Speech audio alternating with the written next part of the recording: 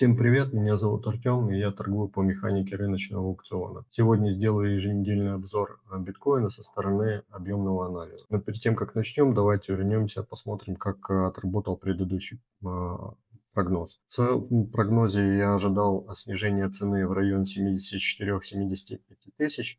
Это объемный уровень покупателя, который был сформирован ранее. Так в целом и произошло. Цена получила реакцию от этого уровня в лонг. Сейчас мы рассмотрим ситуацию более подробно. Переходим на недельный таймфрейм биткоина.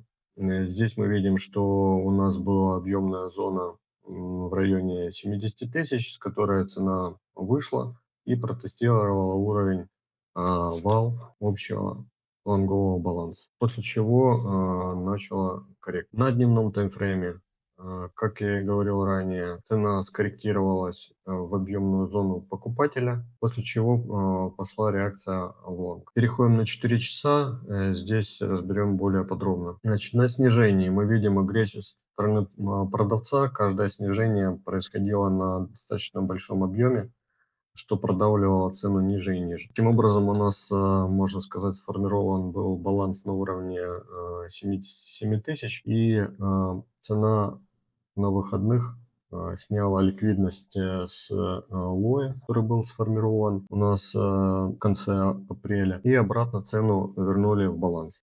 Как мы знаем по механике рыночного аукциона, если происходит ложное расширение снизу, должно быть ложное расширение сверху. В принципе, это основной сценарий на текущую неделю. То есть я жду расширения цены до 79 тысяч. Но на текущий момент для меня недостаточно агрессии со стороны покупателя, потому что нету аномальной дельты, которая бы проталкивала цену вверх. То есть либо с текущих цена выходит вверх на объемной дельте, этого нету, либо мы получаем еще один более глубокий закол в район 76 тысяч с дальнейшим поглощением и выходом вверх.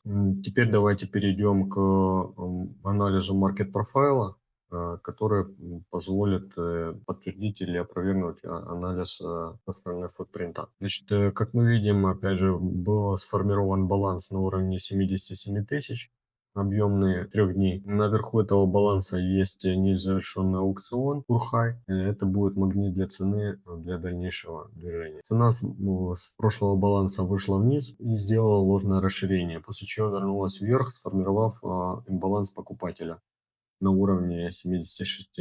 Но вместе с этим у нас есть незавершенный аукцион, который был сформирован в воскресенье. То есть, возможно, еще один перелой будет для того, чтобы снять ликвидность с воскресенья, после чего будет выход уже с текущего баланса в лонговую. Перейдем к анализу метрик открытого интереса. Здесь мы наблюдаем то, что на прошлом снижении в субботу. Здесь мы видим, что в субботу было достаточно большое количество открыто шорт-позиций, которые не привели к результату снижения цены, и цену обратно вернули в диапазон.